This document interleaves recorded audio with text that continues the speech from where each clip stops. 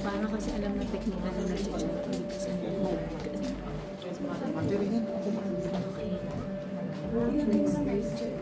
kasi send ko na kasi details sa GC natin siya sa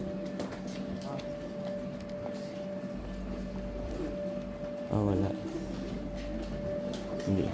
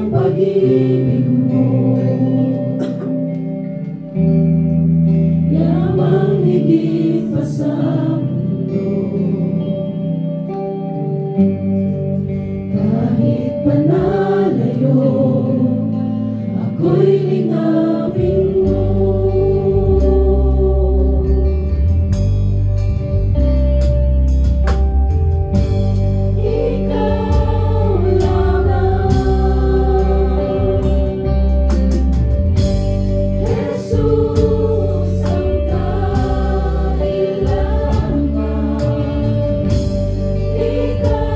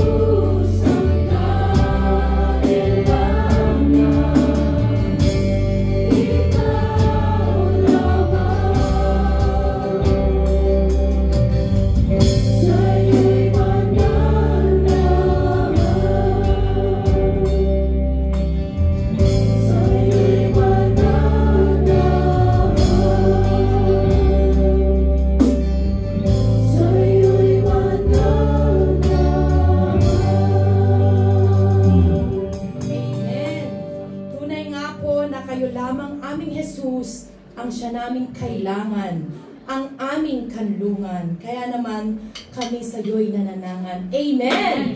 Isang mapagpalang umaga po. It's another glorious, fresh morning po sa ating lahat. Amen? So, kahit na bago tayo makarating dito sa bulwagan, medyo tumatagaktak ang pawis natin dahil sa napakainit sa labas. Pero it's a glorious day. Amen?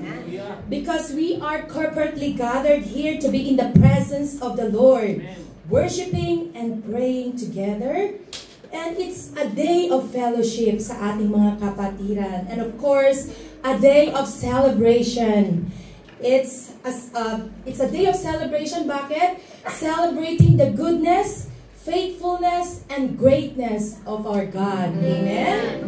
And at this point po, I would like to acknowledge the presence of our first-time guests. Hindi lang po iisa. Tatlo po sila. Amen. Palakpakan po natin ang ating Panginoon sa buhay ng ating mga kapatid. Sa October po, sila po yung mag-asawa, si Kuya Jason Pangilinan and Ate Duchess. Welcome po Ate Kuya Jason and Ate Duchess. And of course, si Kuya Roy Galang. Kayo po ay welcome dito sa ating Day by Day Qatar. At tayo po'y pinangungunahan ng ating head pastor, ang ating song leader today, ang ating worship leader na si Pastor Jay Celestra, and our dear Pastor Louie Tadle. Welcome po, Kuyas and Ates. And if we have the chance, to testify right now, I believe that each one of us has something to say or has something to boast about God's goodness and faithfulness despite and in spite of. Di po ba? Lahat tayo, I believe. Kaya naman napakasarap manangan sa ating Panginoon.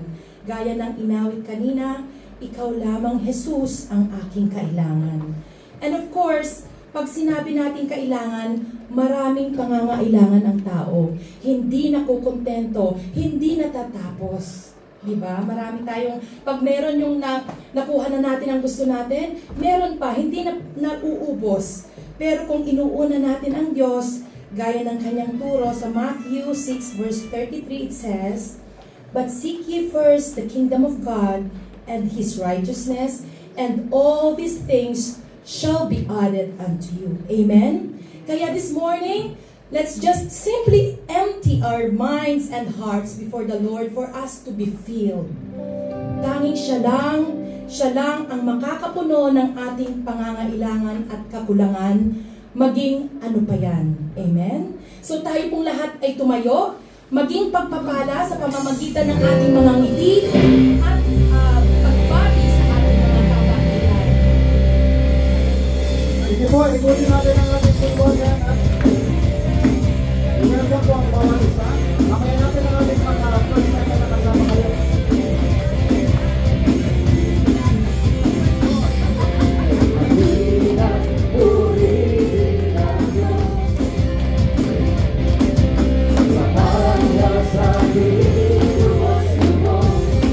Sa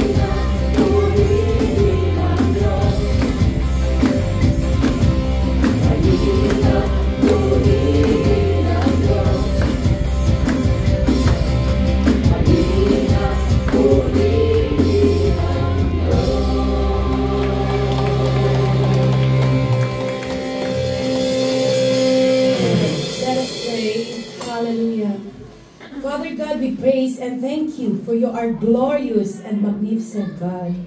You alone deserve the highest praises and worship from your people. We are more than grateful for all the things you have done in our lives. Tunay nga po na kayo ang Diyos na mabuti at tapat sa aming mga buhay. Nagkakaloob ng aming mga pangangailangan. Sa lahat ng oras, kayo po ay aming maaasahan. Ang aming kanlungan, ang aming tanggulan at aming Diyos na hindi nagkukulang. You use various channels of blessings for our needs to be met, O God. Maging ito man ay emosyonal, na pangangailangan, financial, social, or spiritual. You never fail to sustain our needs, O God. That's why we cannot thank you enough sa lahat ng biyaya na inyong pinagkakaloob sa amin every single day. Maraming salamat po. Ngunit sa kabila ng lahat ng inyong kabutihan, katapatan at pagmamahal sa amin, kami ay hindi nakakaabot sa inyong pamantayan. Kami ay nagkukulang at nakakagawa ng mga bagay na hindi nakakalugod sa inyong kagustuhan at kalooban. Kaya naman po at this moment, kami po ay dumudulog, nagpapakumbaba at humihingi ng inyong pagpapatawad at paglilinis. Sige po mga kapatid, tayo po ay taimtim na humingi ng kapatawaran sa ating Panginoon. Hallelujah. Thank you, Lord.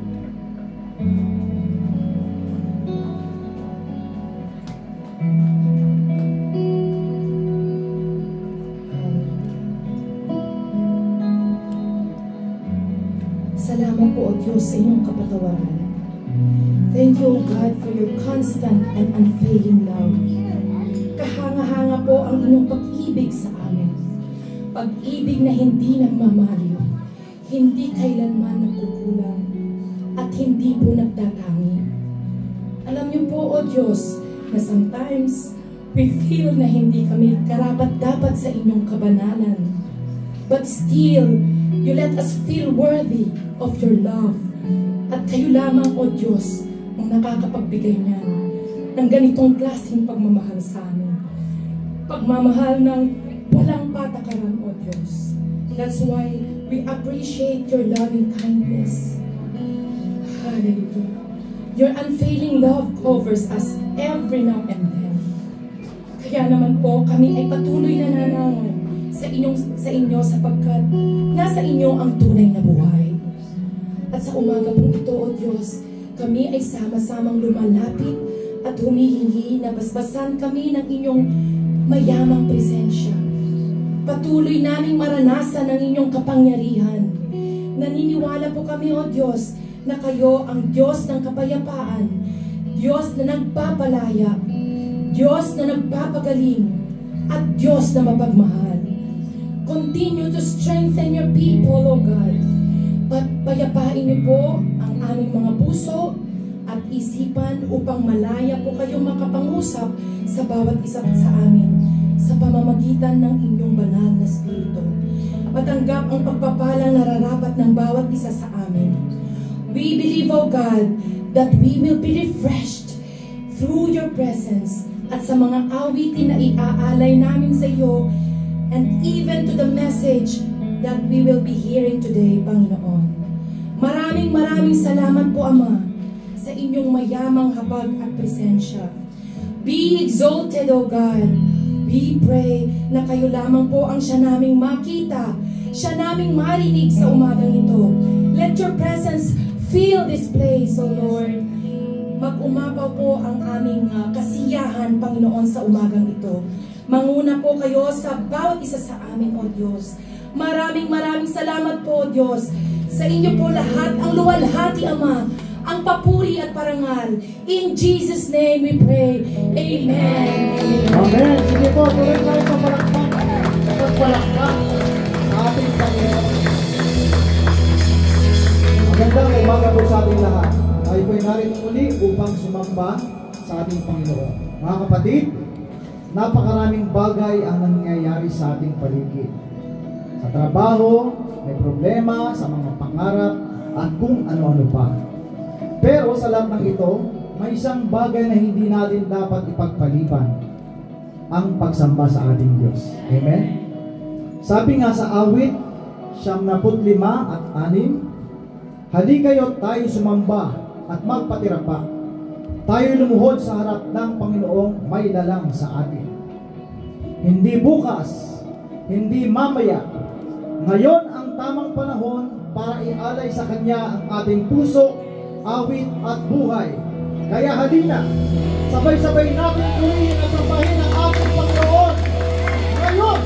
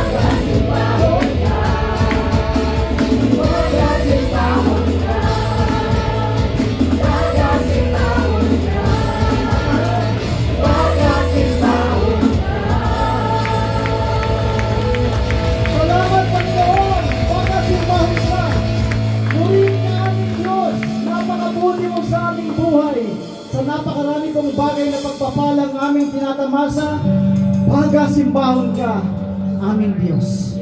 Hallelujah. Mga kapatid, may mga panahon na tila wala tayong halaga sa paningin ng tao. Minsan, tinitingnan tayo batay sa ating pagkakamali, kakulangan, o nakaraan. Ngunit salamat sa Diyos, dahil sa Kanya, iba ang tingin niya sa atin. 1 Peter 2 verse 9 says, "Ngunit kayo'y isang lahing pinili, mga maharlikang pari, isang bansang banal, isang bayang pag-aari ng Diyos." Ibig sabihin, kahit anong sabihin ng mundo, tayo ay mahalaga sa mata ng ating Ama.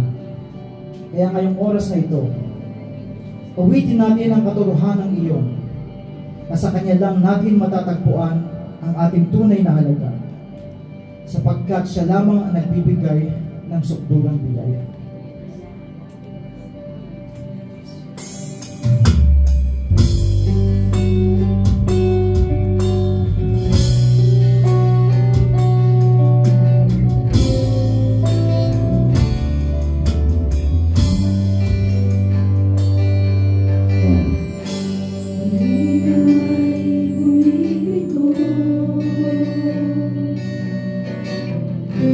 Pangako ay naging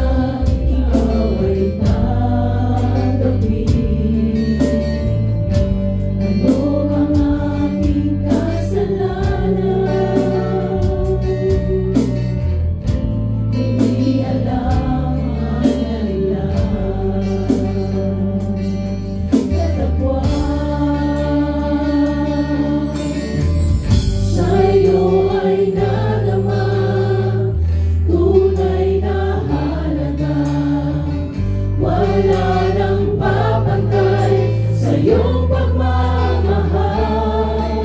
Ang mahirap kong supli ay wagas na papuri.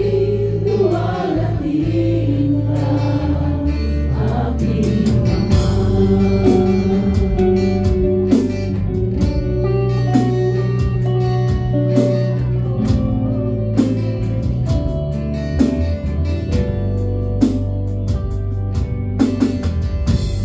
Dahil sa pag-ibig mo, ang buhay mo'y tunay na nagkaroon. Tinatanggap sino pa man, pati aking karumihan. Sapagkat sa'yo ay nadama tunay na halaga. Wala nang babantay sa iyong pagmamahal. Ang mahina kong supli ay wagas na papuri. Luwalhatiin ka, aking Ama. Binigawan ng kabuluhan, ibinuhay niya iyong tunay.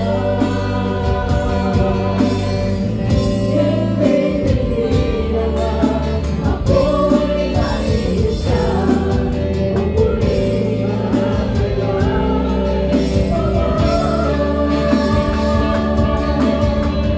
Sa'yo ay nadama tunay na halaga. Wala nang babantay sa iyong pagmamahal. Ang mahirap kong supli ay wagas na papuri. Luwalhatiin ka, aking Ama. Sa'yo ay nadama tunay na halaga. Wala nang babantay sa iyong pagmamahal. Ang mahirap kong supli ay wagas na papuri. Luwalhatiin ka, aking Ama. Luwalhatiin ka, aking Ama.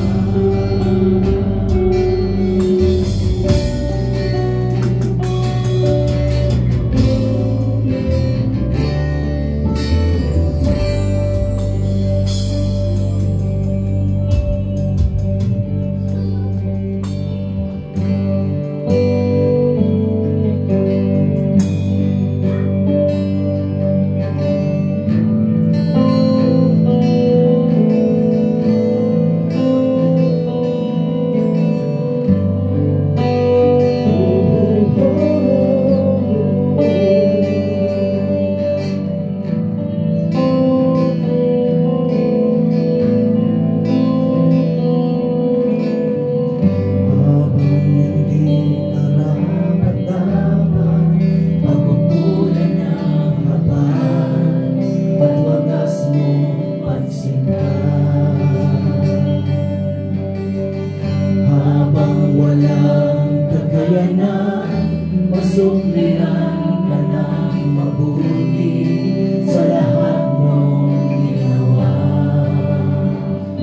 Niyakap mo ako sa aking karumihan.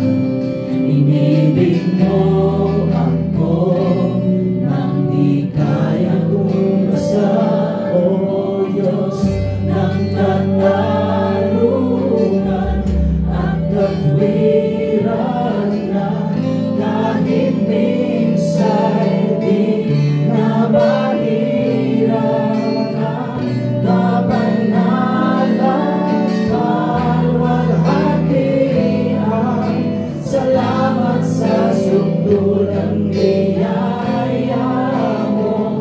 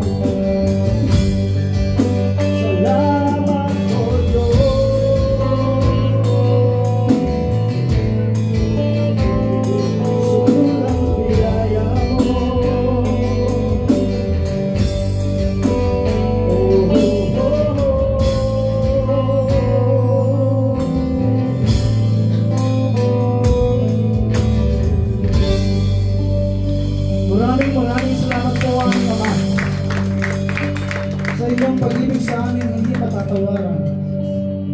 Kung gaano po kalayo ang silangan sa kanluran, ay ganun po ninyo inalis ang mga sala namin. Sa inyong sukdulang biyaya, kami nga po ay nangabubuhay, Panginoon.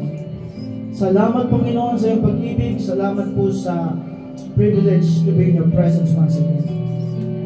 We thank you so much, Lord. We praise you. We glorify your name. And right now, Father, we open our hearts and our minds to listen to your words. Ang usap kang lalo sa aming Panginoon. Maraming salamat po. Pakabanalin niyo po ang mga darating pang minuto. Sa pangalan ni Jesus. Amen. Nakaupo na po naman.